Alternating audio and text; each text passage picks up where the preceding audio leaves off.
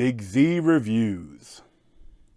Girl on the Third Floor is a new horror film that was released independently. I think it was now just hitting Netflix.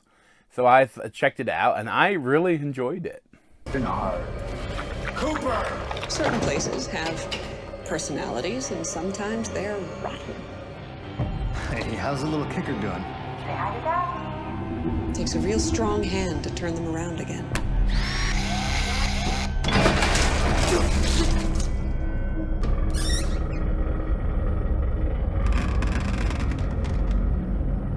So this was directed by Travis Stevens, and it mainly stars CM Punk, Triesta Kelly Dunn, and Sarah Brooks.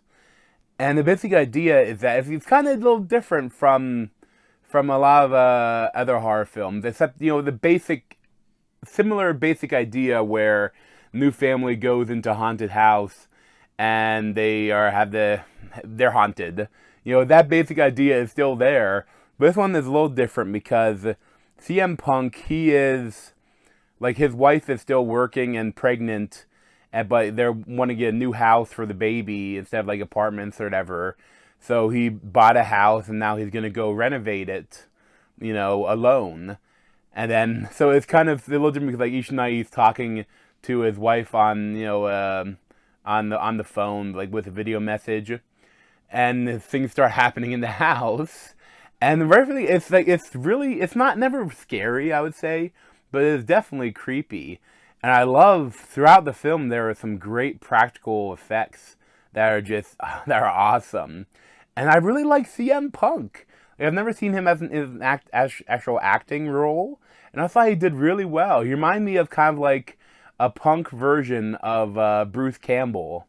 Like, he did really good. I like that he played like a guy that has anger problems, that has a history, but I mean, he like is trying to now. There's stuff going on there, and I think that it gets trickier when this hot college girl is flirting with him in the backyard, and she maybe something weird with her, and there's something weird with the house. I love the house is like lots of the house is like almost alive. And, like, the house is, like, it was 100 years ago, it was a house of ill repute. And maybe some bad things happened there. Maybe some girls disappeared, and they took care of it without, you know, proper burial or taking care of them at all. And now, of course, you know, it's a haunting film, so now they're being haunted. And I liked a lot of what it did. Well, it's funny, there are a lot of little twists and turns, a little different routes it takes that you don't expect. And each time I was like, I don't know about that. I wish it would have done this. And that's sometimes I still maintain I wish it would have almost done. At a certain point, like, it's just really crazy and he's, like, fighting things, CM Punk. And I almost wish that it would have gone even more into that, more like Evil Dead, more like Army of Darkness. Because there's a lot of, I love movies like that. But it doesn't quite do that. But again, every time when I was starting to criticize in my mind, like, I don't know, it would do something interesting with what it chose to do, and I was like, oh, okay, I like that. And like, it happened over and over, and even like at some point, like 2/3 of the way of the movie in, like almost reaches an ending, but then there's like another part of the movie which I didn't like, then I loved. So it's really well done. Honestly, I just really recommend it if you're a fan of horror films and have Netflix. You gotta check it out.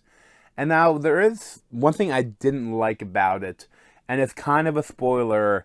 So there's also other few things I want to touch about, which are slight spoilers. So if you don't want to be spoiled at all, I probably give like the movie like an 8.5 out of 10, maybe 8.75 out of 10. I really enjoyed it, and you should definitely check it out. Now, as for the spoilers, there is when he's not alone when he gets there. It's him and his dog, and of course, any horror film when they introduce a dog, you know, you shouldn't get attached to that dog, and of course they do murder the dog brutally, and I really didn't like how brutal they did it.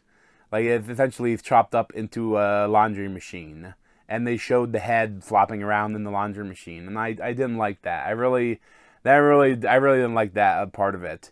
And also, I think I I don't think they gain anything by that. I know why you do that and why this movie did it. Is to escalate the danger and escalate what's happening. And they did that, but at the same time, I almost like that the dog was kind of with him the whole time, and the dog was kind of interacting with the ghost and didn't seem to mind him. At the same time, whenever CM Punk was gonna have sex with the bad lady or masturbate or do things that would kind of betray his wife, the dog would be barking at him like, "Don't do it, dude! Come on, don't do it!" And I love that, and I almost wish that they wouldn't have killed the dog off. It seemed like they weren't going to. Like, they did some interesting things with the dog, and I don't think that the climax, like the last part of the film when the wife comes into the house, I don't think anything would have been lost by having the dog there too, and just have CM Punk missing.